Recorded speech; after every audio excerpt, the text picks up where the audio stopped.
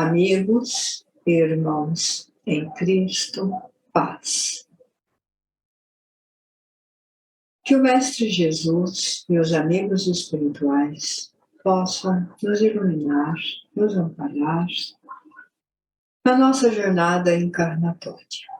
Que nós, por nossa vez, possamos fazer a nossa parte para sermos sempre auxiliados, servindo com amor a nossa vida, tendo consciência da nossa experiência encarnatória e respeitando os nossos irmãos. Que a paz de Jesus envolva o coração de todos, para que o aprendizado se faça de todo o nosso entendimento, de toda a nossa luz e de toda a nossa inteligência. Jesus está diante de Pilatos, e Pilatos lhe pergunta se ele é o rei dos judeus. E ele responde: se eu fosse rei, os meus príncipes, a minha gente, veriam lutar por mim. Não, este reino ainda não é meu. Então tu és rei? E ele responde: tu o dizes. Jesus está falando de sua gente, de seus príncipes. Da mesma maneira que em outro momento ele diz que há lugar para todos e que a casa do Pai é constituída de muitas moradas. Mas a terra, naquele momento, não conhecia o amor, o perdão, não sabia ainda exercer os ensinamentos que eles já tinham. Jesus não pregou nada, nenhuma boa nova que ninguém conhecesse. Ele pregou nos templos, nas ruas, nos vales, nos bosques, falando de leis que eles já conheciam, falando da Torá, falando da Talmud, falando dos emissários anteriores a ele, os profetas, perguntando o que disse o profeta, o que disse Elias, o que disse João.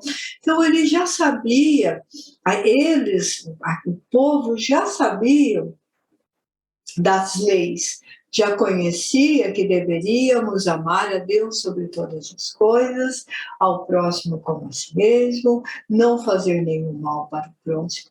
Mas eles não tinham um conhecimento, um entendimento mais profundo da vida futura. E Jesus vem para trazer isso.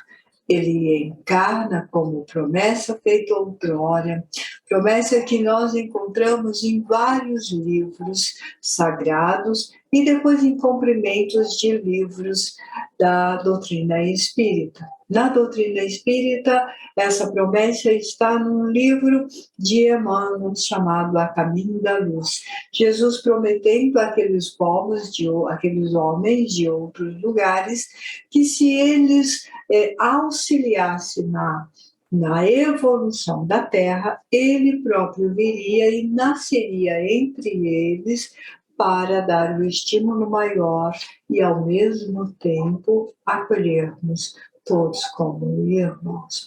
Mas na Bíblia, no Velho Testamento, na Torá e na Talmud, também tem a promessa da vinda de Jesus logo após a explicação da queda do homem, quando o homem desvia um dos seus verdadeiros propósitos de evolução. Fala que ele virá, que ele viria e ele veio. E toda a sua doutrina é baseada em amor, perdão, aceitação, compreensão e evolução através da vida futura. Ele veio dizer que não termina a vida porque você está encarnado. E quando ele, algum tempo depois, vai para o julgamento e é preso e vai à morte, ele ressurge mostrando a todos que a morte não existe. Então, todo o seu missionato é explicado dentro da vida futura. E nós sabemos disso, somos cristãos, somos espíritas, nós temos consciência que a doutrina de Jesus é baseada na vida futura. Então, eu não estou falando nenhuma novidade aqui, não estou fazendo nenhum comentário extraordinário e diferente de vosso conhecimento. O que eu trago hoje, a pergunta que eu trago é: o que nós pensamos em fazer sobre a nossa vida futura? E quando nós estamos encarnados, nós às vezes gostamos de alegar que não conhecemos o nosso passado porque esquecemos as nossas vidas anteriores. Só temos consciência desta vida e então alegamos, alegamos ignorância. Eu não lembro do meu passado, eu não sei o que eu fui, eu não sei de onde eu vim, então eu conheço esta vida. Mas pregamos Jesus, ensinamos Jesus e somos discípulos de Jesus. E a sua doutrina fala da vida futura. E fala que a cada um segundo as suas obras. E fala que nós precisamos tomar cuidado na jornada encarnatória, porque se nós estamos realizando provas, se nós estamos provando, testando se realmente aprendemos, por outro lado, estamos semeando também. Então, eu colho um fruto, e este fruto pode não ser tão doce quanto eu esperava, ele pode ter um azedume, ele pode ter o espinho da dor, ele pode ter a orfandade, ele pode ter as dificuldades financeiras, ele pode ter as dificuldades de saúde, ele pode ter pessoas que não nos compreendem, pode ter pessoas que não nos amam, não amam-nos. Então, isso são os frutos, mostrando que nós já testamos a vida física, já experimentamos e que as escolhas não foram as melhores. Quanto mais dificuldades nós temos, mais fica claro que as nossas escolhas não foram as melhores. Portanto, agora, nós não podemos alegar ignorância no instante em que, nossa, eu existia antes, existo agora e vou existir depois. Estou colhendo frutos amargos. Aprendi que estes frutos são os resultados das minhas sementeiras anteriores. Quem brigará comigo? O Cristo falou que tinha os seus príncipes para lutar por ele. Eu não tenho ainda a evolução suficientes para isso, mas eu tenho amigos presentes. Eu tenho um amigo que cuida. Nós não estamos sozinhos. Ele avisou isso. Cada um de nós um amigo e mais uma multidão enviarei em meu nome. Aqueles que ficarão convosco até o fim dos tempos, nos instruindo e nos auxiliando. É lógico que eles também, como com Jesus, eles não virão lutar as nossas pelejas. Quem já teve a oportunidade de ler no Livro dos Espíritos, nos itens que trata de anjos, amigos protetores, vai encontrar a resposta sábia de que nós temos que executar a nossa sementeira, colher os frutos anteriores e fazer uma sementeira nova, um solo fértil.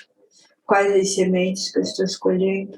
Quando eu faço o projeto da minha vida, que projeto que eu estou fazendo? Então, cada um de nós que estamos agora ouvindo essa palavra, que projeto? Pense um segundo. Que projeto eu faço da minha vida? Quais são os planos para daqui a alguns anos? Eu só consigo pensar em planos para daqui 5 anos, 10 anos. Eu só consigo pensar em planos de sucessos financeiros ou de lazer para a vida física. Precisamos incluir mais uma pasta nesses sonhos e nesses planos. Os sonhos e os planos da vida futura. As sementeiras da nova vida que teremos. Será que não é o momento de pensarmos quando eu estiver em outra vida, onde eu estarei? Como estarei? Com quem estarei?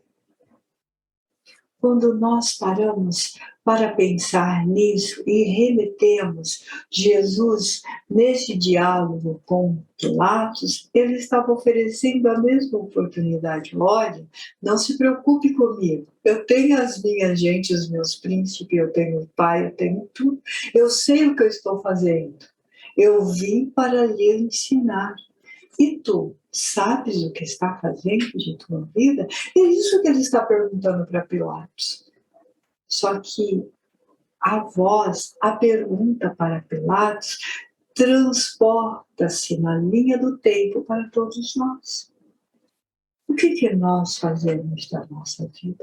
Quando acordamos de manhã, o que escolhemos? Qual sementeira escolhemos? Qual solo escolhemos? O da paz, o da felicidade, o da harmonia, o da serenidade, o do perdão, o da aceitação. Lembra que a doutrina de Jesus é baseada em perdão e amor, amar o próximo como a si mesmo, amar a Deus sobre todas as coisas, olhar para o nosso próximo e nos vermos no nosso próximo, para que nós não possamos feri-lo. Quando conversarmos com o nosso próximo, e o nosso próximo bem próximo, lembrarmos de conversar com a gentileza, com a bondade, com o carinho.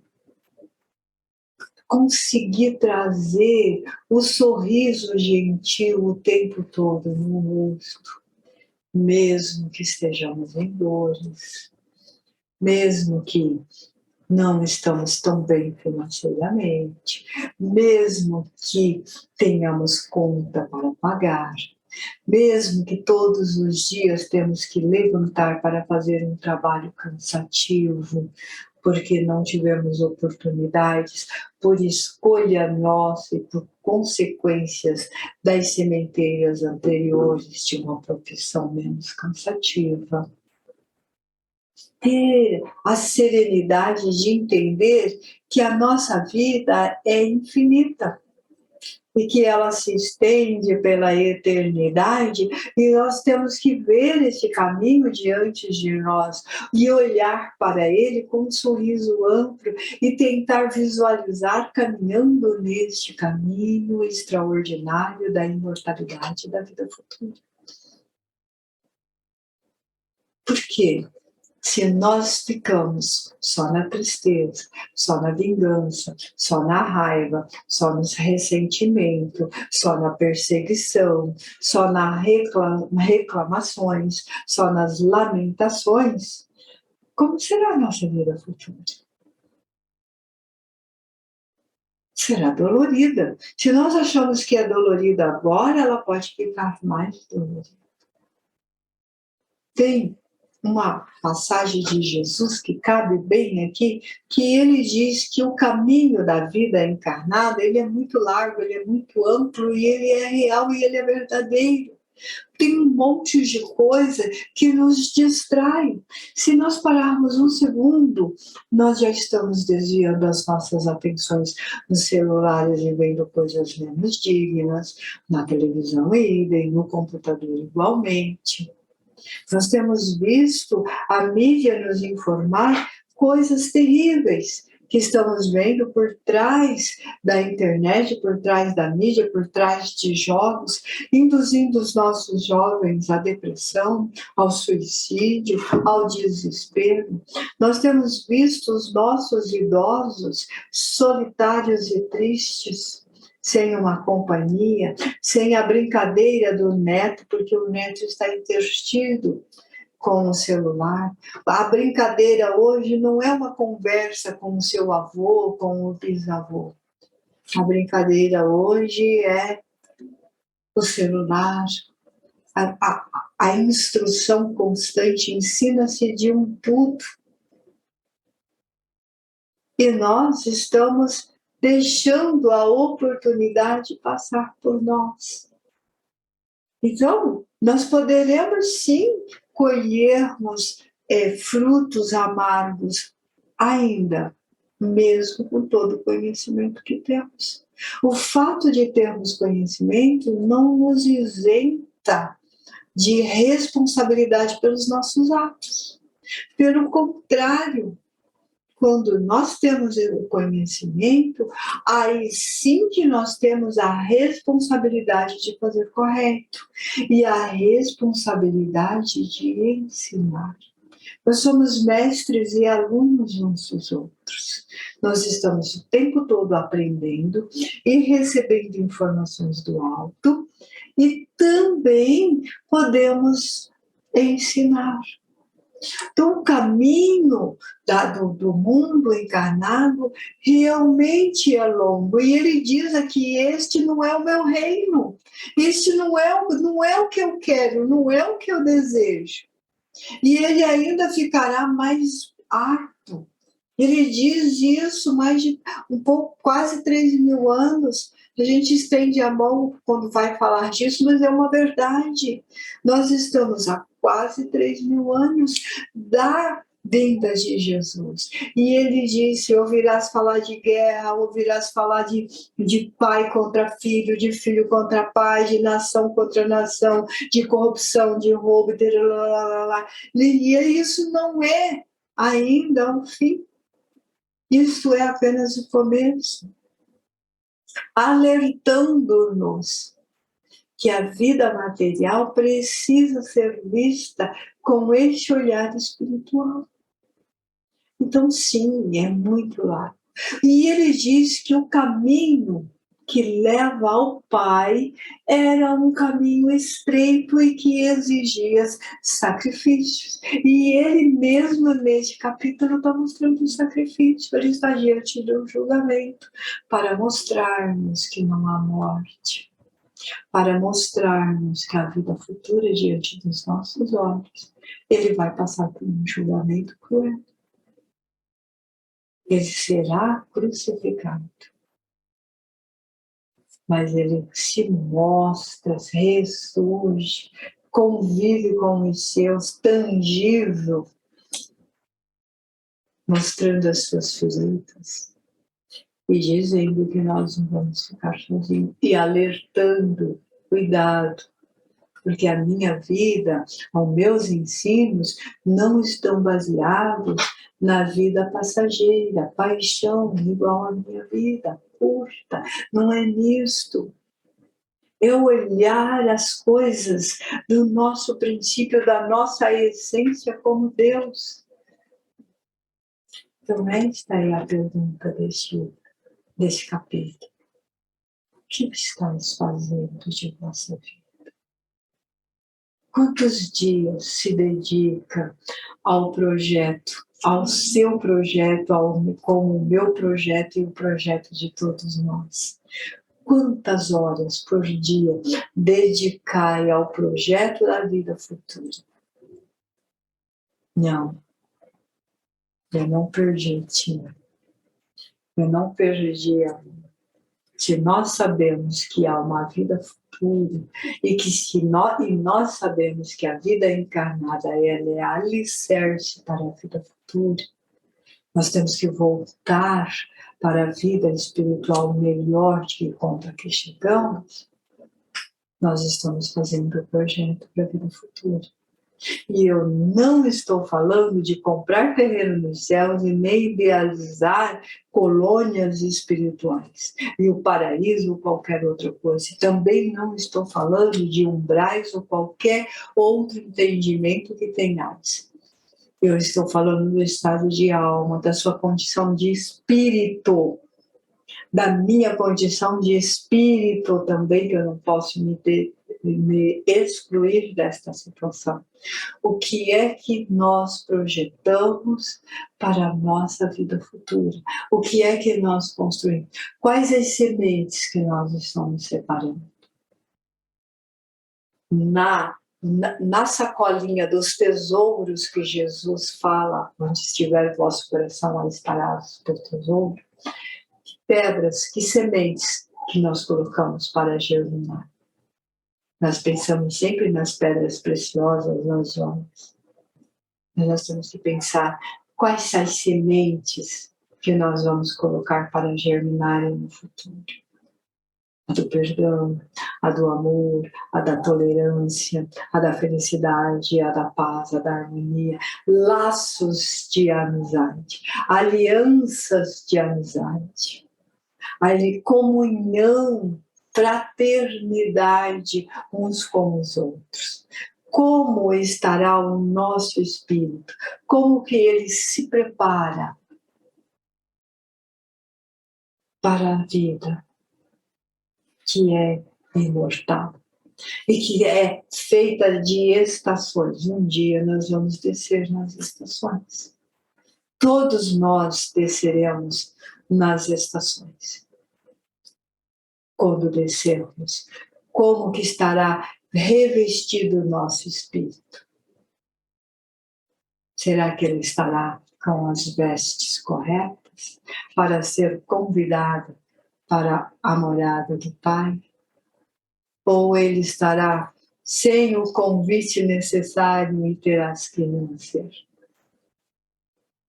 Então, nós precisamos pensar nesta seriedade de levar, de evoluir, e não achar que Jesus é ultrapassado, ou que se nós falarmos de Jesus somos caronas. Não. É uma seriedade, o maior psicoterapeuta de todos os tempos. Maior psicoterapeuta de todos os tempos, ensinando que a vida não tem fim e que precisamos cuidar dela desde agora. E para cuidar da nossa vida futura, nós temos que escolher as boas sementes hoje. Que o Mestre Jesus nos ilumine nas escolhas das boas sementes. Que os nossos amigos espirituais estejam conosco, nos inspirando e nos alertando quando erramos. Que quando os nossos passos queiram se desviar para o caminho da perdição, esquecendo-se de nós mesmos e do nosso futuro, possamos ouvir o seu chamado. E que possamos reconhecer a voz do pastor, como ele me ensinou. Que os nossos amigos espirituais nos envolvam nesse instante de paz. E cada um, onde estiver, possa receber essas bênçãos. E que neste momento de bênçãos que caem dos céus, que as nossas dores possam ser aliviadas, que as nossas angústias possam ser substituídas pelas alegrias da vida, pela confiança do Mestre Jesus.